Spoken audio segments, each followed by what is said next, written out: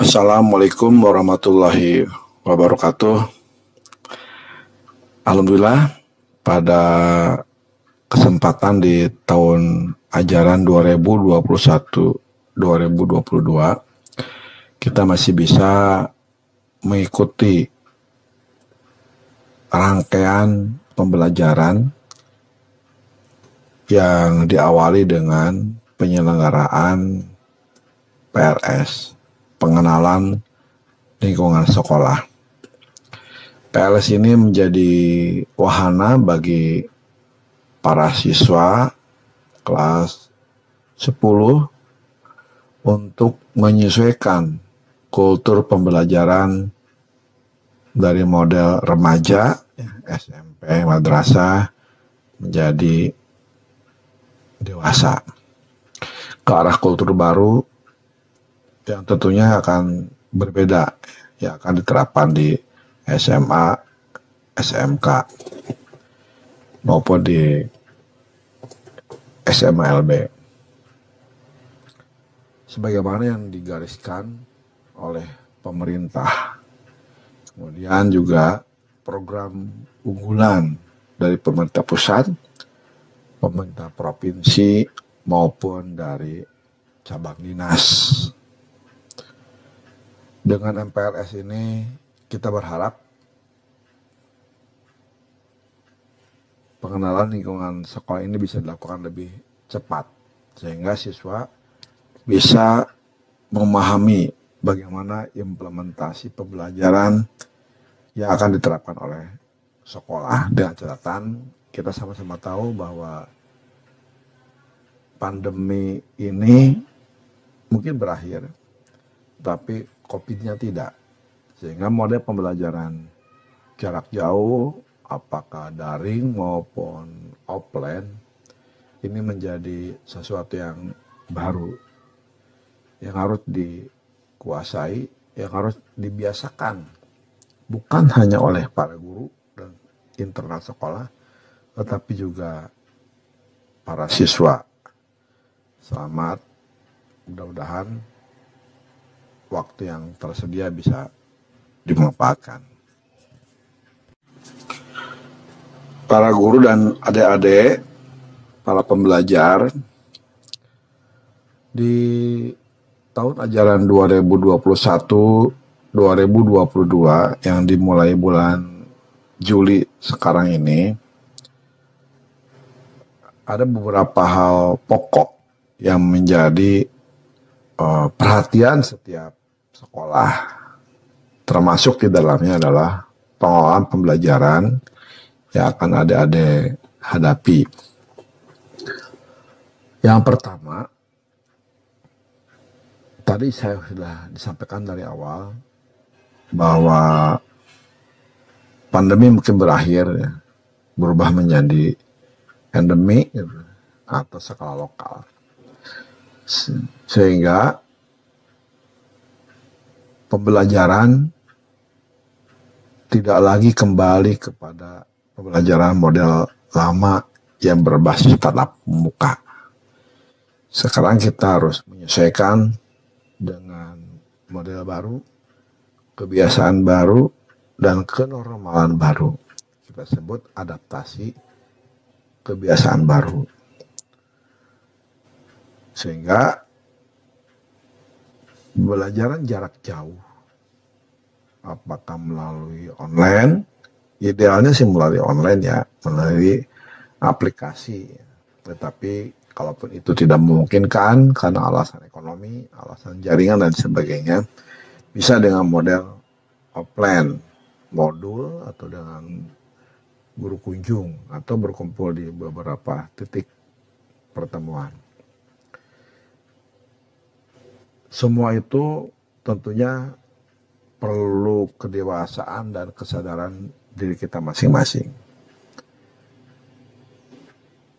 Sehingga adaptasi kebiasaan baru ini menjadi sebuah kenormalan baru yang harus diakui dan kita lakukan. Sehingga adik-adik tidak lagi berharap setiap saat bisa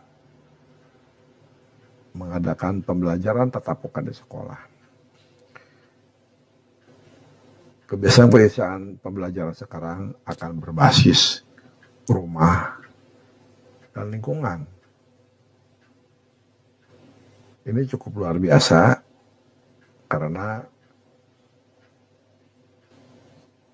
rumah itu menjadi salah satu lokasi pembelajaran. Mulai dari bangun pagi,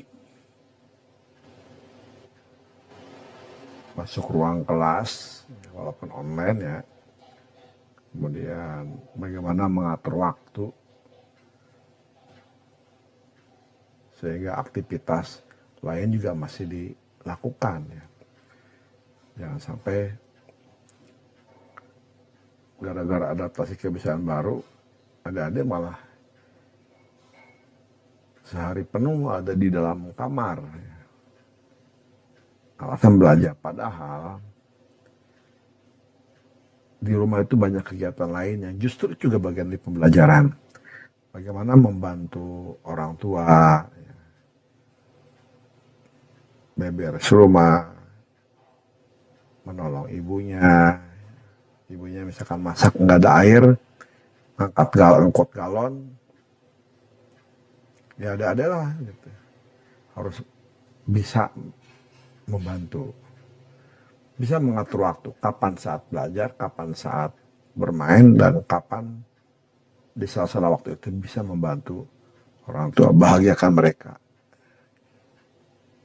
karena mereka lah yang all out selama ini mendukung dan mencukupi kehidupan anak-anaknya. Kemudian yang kedua, pada momen tertentu bisa jadi adik-adik ke sekolah, sehingga kegiatan ke sekolah bukan lagi tentang penyampaian materi dan pembelajaran, tetapi tentang evaluasi dan mungkin sedikit penguatan ya.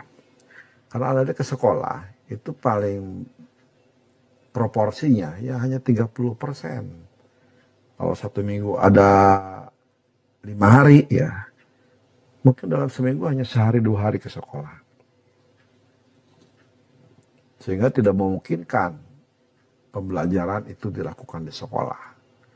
Tetapi manakala ke sekolah itu paling untuk digunakan evaluasi, ya, kemudian hal-hal tertentu mungkin perlu dikuatkan.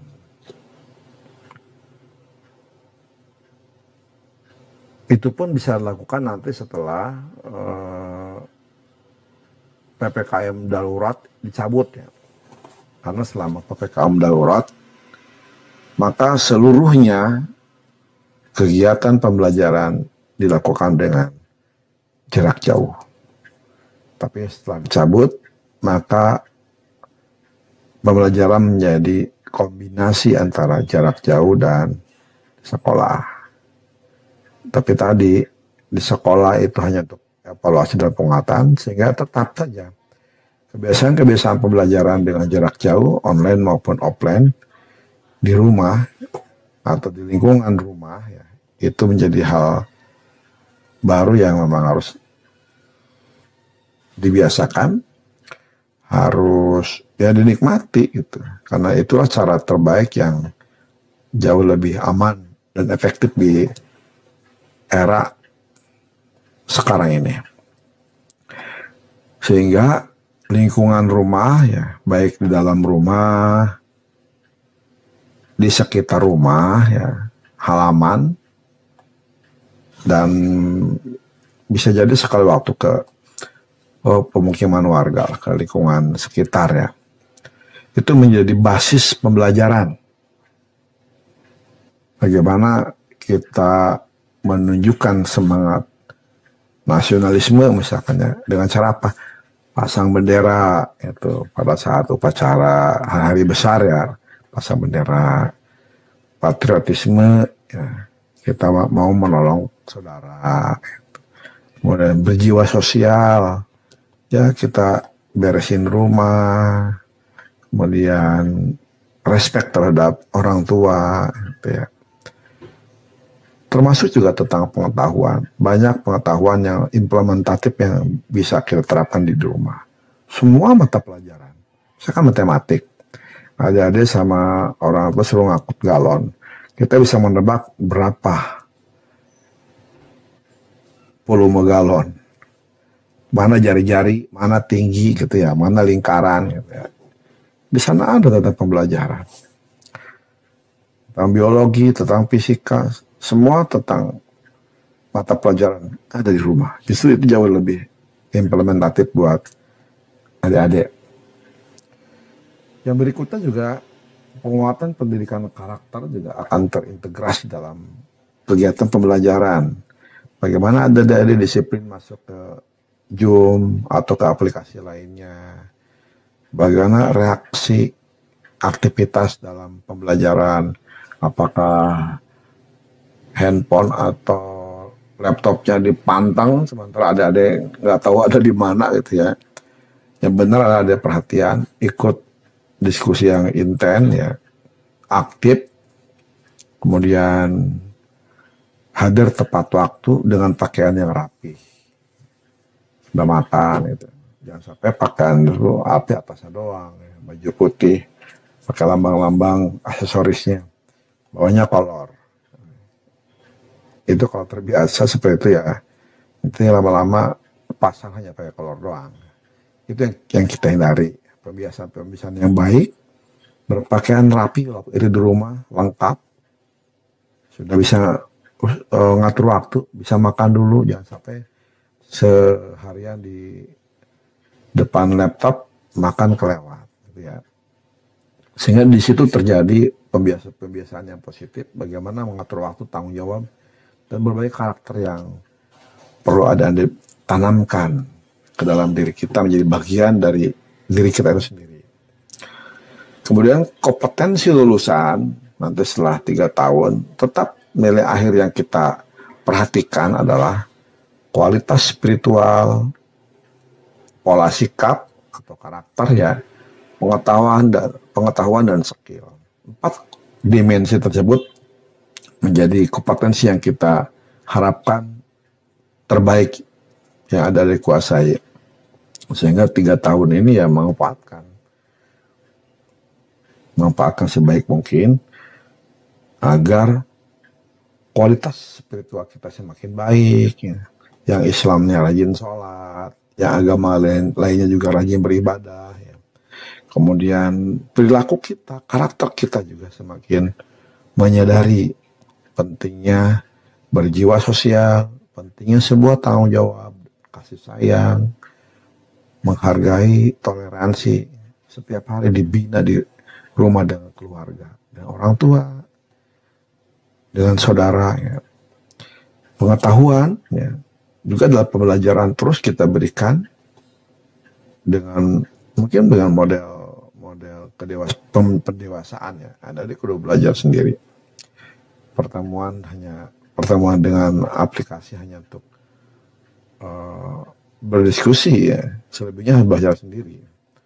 Juga skill, keterampilan, ada bisa mengembangkannya, apalagi yang SMK ya.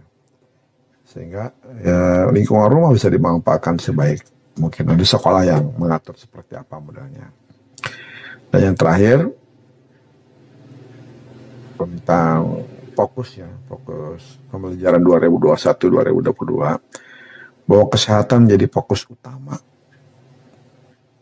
Konsekuensinya pembelajaran yang tadi saya sampaikan hanya 30% di sekolah itu bisa jadi ditiadakan manakala dalam perkembangan pandemi menguat kembali gitu ya, sehingga semua kita kembalikan ke rumah masing-masing. Karena bagaimanapun ada investasi sebagai generasi pengganti, harus dijaga kualitas intelektual, skill, karakter, dan kualitas kesehatan. Insya Allah semua akan berakhir dengan cara yang baik, walaupun tetap kebiasaan-kebiasaan baru ini menjadi hal terbarukan yang harus adik-adik lakukan saat ini, mungkin sampai saatnya akan datang.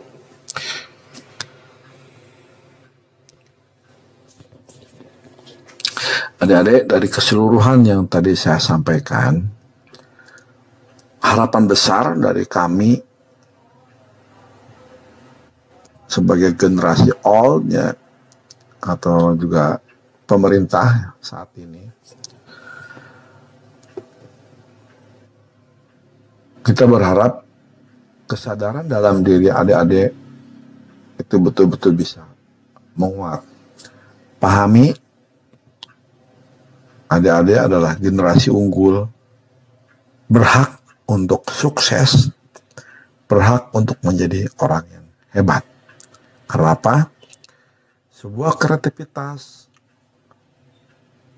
kemampuan fokus, kemampuan ingatan, itu bukan tentang sesuatu yang kamu miliki. Bukan tentang sesuatu yang adik-adik miliki. Tetapi tentang apa-apa yang kamu lakukan. Tentang terlatih dan tidak terlatih. Artinya, semua itu bisa diusahakan melalui pembiasaan dan keyakinan. Semua orang punya hak yang sama. Semua siswa punya kesempatan yang sama. Biasakan sepok. Ucapan adalah doa. Saya mah apa sih orang biasa? Itu keliru. Orang Islamnya, alhamdulillah, sampaikan banyak bersyukur, septok, alhamdulillah. Semua pasti ada jalan penyelesaiannya selama diupayakan. Itu septok ya. Kemudian persepsi terhadap diri kita. Saya orang hebat, saya berhak sukses. Itu tanamkan. Karena itu juga bagian dari doa. Kemudian persepsi kita terhadap dunia luar, terhadap orang lain, terhadap apapun yang di luar kita. Hidup ini indah, semua indah pada waktunya. Itu ya. Insya Allah, semua bisa diupayakan asal sabar. Karena sebuah pembiasaan itu butuh kesabaran. Dan butuh keyakinan. Keyakinan akan terlihat dari apa yang ada diucapkan, apa yang ada dipersepsikan terhadap diri sendiri dan orang lain.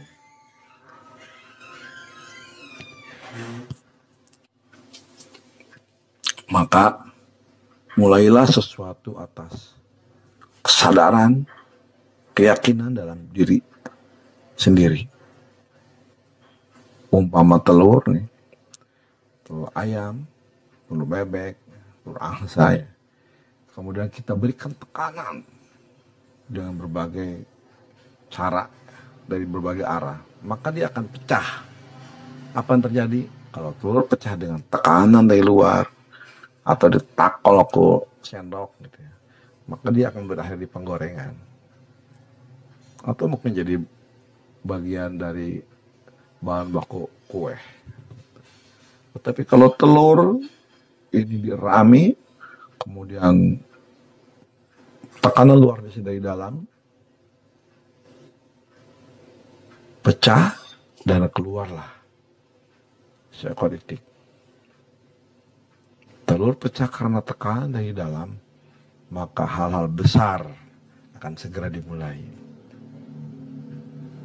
Itulah adik-adik harus mampu bangkit atas kesadaran dan keyakinan diri sendiri untuk mengembangkan kompetensi, meraih cita-cita. Mudah-mudahan kita semua berdoa pandemi segera berakhir dan Indonesia segera bangkit. Adik-adiklah calon generasi yang akan datang yang akan merubah semua ini sehingga menjadi lebih baik. Terima kasih. Saya Kepala Cabang Dinas Pendidikan Wilayah 4 Provinsi Jawa Barat menyampaikan selamat mengikuti pengenalan lingkungan sekolah. Semoga Allah Subhanahu wa Ta'ala meridhoi kita semua. Wassalamualaikum warahmatullahi wabarakatuh.